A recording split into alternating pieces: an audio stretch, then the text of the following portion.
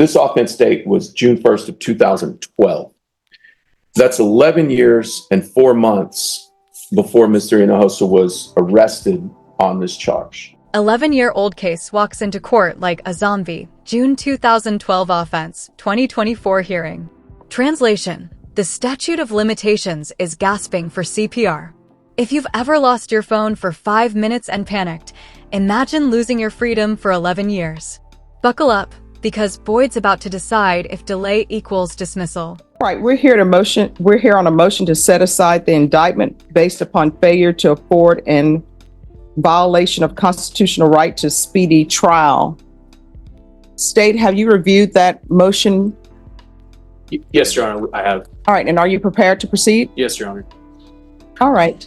Defense? Yes, we're ready, Your Honor, and I've outlined the relevant timelines in the motion itself. And if you'd like, I can outline those. I believe that once I do outline those timelines, the burden would shift to the state. And I believe, and I don't want to speak for the state, but I believe they have one witness to put on. All right. Then if you'll outline your reasons. Defense drops the math bomb. 5 years to indict plus 6 years to arrest equals Constitution on life support. They're waving Barker versus Wingo like a get-out-of-jail-free card. Question: does a dusty file erode your right to a speedy trial, or is this just legal loophole bingo? Your Honor, briefly, the timeline before the court, and it's all available to be verified on the Bexar County information system that's available to the court. This offense date was June 1st of 2012. That's 11 years and 4 months before Mr. Hinojosa was arrested on this charge. If you look at those dates that are outlined, there are two relevant dates, both of them multiple years at a time. From the offense date to the action that the state took in August of 2017, that's a 5-year delay. Mm-hmm. From August of 17 until his arrest on this indictment is a 6-year and 2-month delay, and I'm not even including the 3 months between his arrest and today's date, which that's an additional 3 months. Your Honor, believe that the length of those delays taken together or even individually is so prejudicial that it affects our ability to put on a defense in this case in violation of the United States Constitution, confrontation clause, and the Barker v. Wingo case, and as outlined in the motion, and also the Article 1, Section 10 of the Texas Constitution. I'm not sure what evidence the state has that can surmount those prejudicial delays, but that is the relevant timeline, Your Honor. All right, state. Your Honor, I have one witness and I have arguments. You want to hear from the witness first? Yes. Okay, Your Honor, state calls Deputy Angela Alvarado. Yeah. Deputy takes the stand and basically testifies. We knocked twice in 2019 and gave up. No follow-up, no database dive, no stakeout. In cop shows, that's a 30-second montage. Here it's the state's entire manhunt. Comment: lazy police work or clever avoidance? So, all right, if you move this way. Oh, sure. Come over here. Right in the middle, Judge? Yes, thank you. Is that okay if I'm right here, Judge? Yes. Okay. Can you raise your right hand for me, please? Yes, do you solemnly swear or affirm the testimony you give will be the truth and nothing but the truth, so help you God? Yes, ma'am. All right, you can lower your hand, state your name for the record. Deputy Angela Alvarado. All right. So everyone, you all need to whisper. If you can't whisper, then you need to confer outside. All right, state. Hi, Deputy. So did you attempt to make service of a warrant in this case? Yes, sir. It looks like on the first attempt was January 23rd of 2019. Okay. And then did you attempt to serve that warrant on another date as well? 2 days later, sir. Okay. And so on January 23rd, 2019, where did you go to serve the warrant? The address I have. Okay. And did you have any interaction with anybody there? I noted that I spoke with the uncle. And but were you able to serve the warrant on the defendant, Mr. Hinojosa, at the time? No. I was advised that he didn't live at that location. Okay. And so what happened a couple days later on January 25th, 2019? I went to a secondary address on that date, his work address. Okay. And were you able to serve the warrant on that date? No, sir. I was advised that he used to work there, but quit the year before. Okay. And did you try to serve the warrant before 2019, in 2017? No, sir, that would not be me. Okay, that was a different deputy. Right. So you were unable to serve the warrant on Tristan Hinojosa, but you attempted to serve it on January 23rd, 2019 and January 25th of 2019. Yes, sir. Okay, I pass the witness, Your Honor. All right, defense. Your activity in this case is limited to those 2 days in 2019, correct? Correct. Did you take any other action in these 11 years and 4 months between the alleged offense date and his arrest in this case? Just beside the two dates listed on the warrant itself. And those 2 dates were almost 2 years after the indictment, correct? A year and a half? Your 2019 attempts? Okay. I'm not sure when. I'm sorry, I didn't mean to interrupt you. No, I'm not sure when the date of when he was arrested. Is that what your question was? No, indicted. Oh, indicted. I'm sorry. Okay. You're not sure of the No, date? no, sir. Pass the witness. No other questions, Your Honor? All right. Is this witness excused? Yes, Your Honor. All right, thank you. Thank you. Thank you. Defense? Uh, I'm sorry, state any further questions? I just have argument, Judge, at this. I'm sorry, any further witnesses? Oh, no, Your Honor. It's Monday for me. Yes, ma'am. All right, then the court will hear argument. Defense, it's your motion. Yes, Your Honor.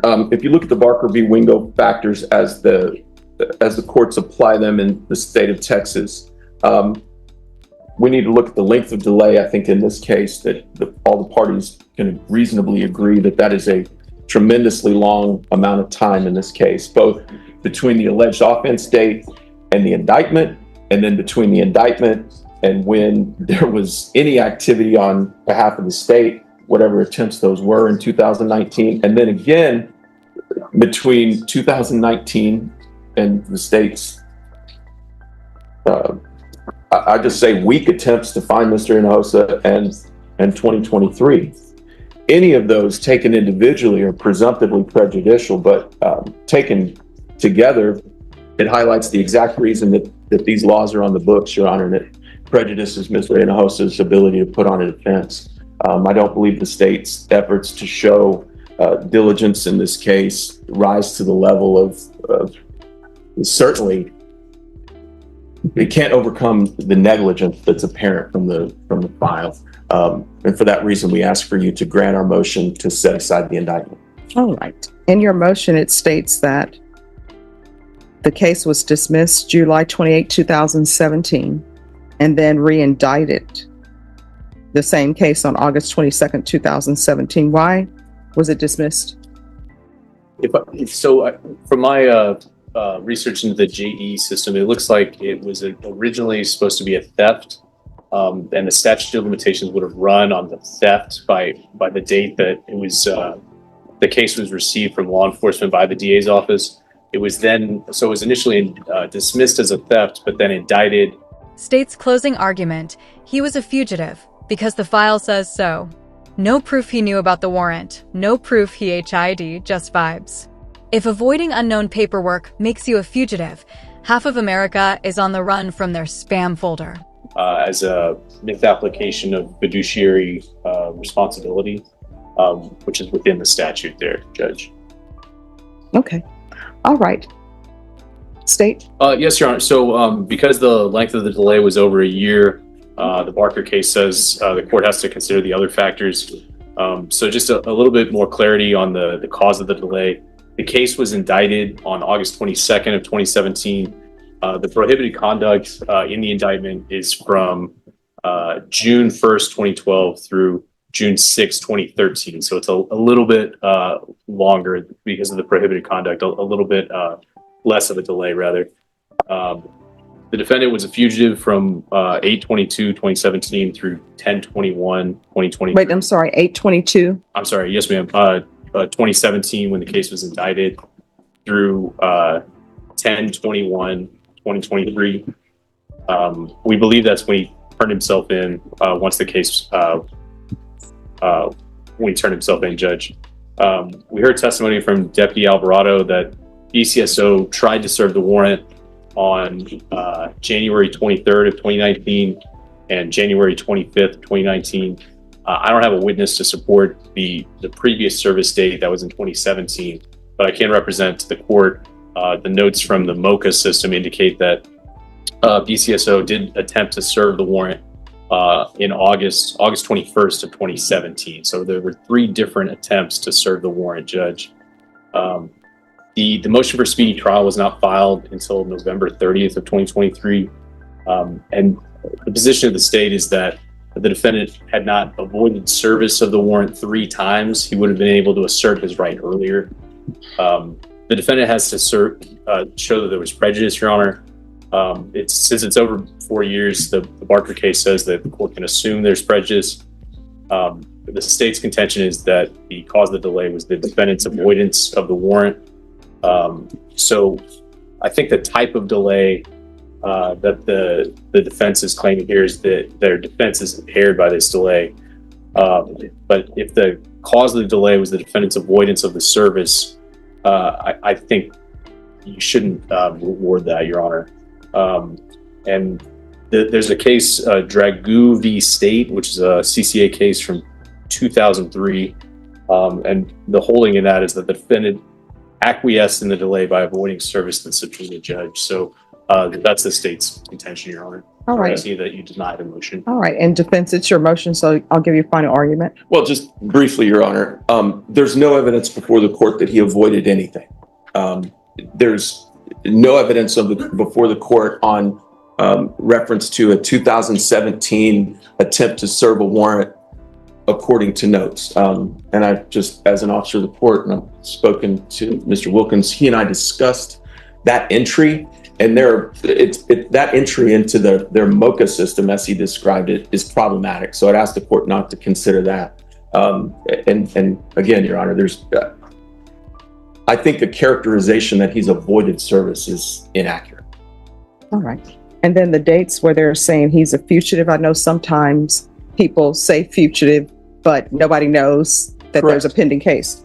So for the dates, August 22nd, 2017 through October 21st, 2018, state when you said he was a fugitive, is that just a matter of there's a case in existence, either he knows about it or he doesn't know about it, thus he's a fugitive? Yes, ma'am. Okay. All right. Is there anything else from either side? No, ma'am. No, Your Honor. All right. So if you all will be back at 10:30, I'll let you know what my decision is. Thank you, sir. Thank you. The court is back on the record in 2017, CR 9236, State of Texas versus Tristan Enohosa. Can our parties re-announce for the record for the state? Hank Wilkins for the state, Your Honor. Defense. Sam Locke for Mr. Enosa. And are you Mr. Enohosa? Yes, Your Honor. All right. So to both parties, I heard both parties' arguments. I always try to internalize everything. And I understand that in this case, there are probably complainants that are owed restitution, right?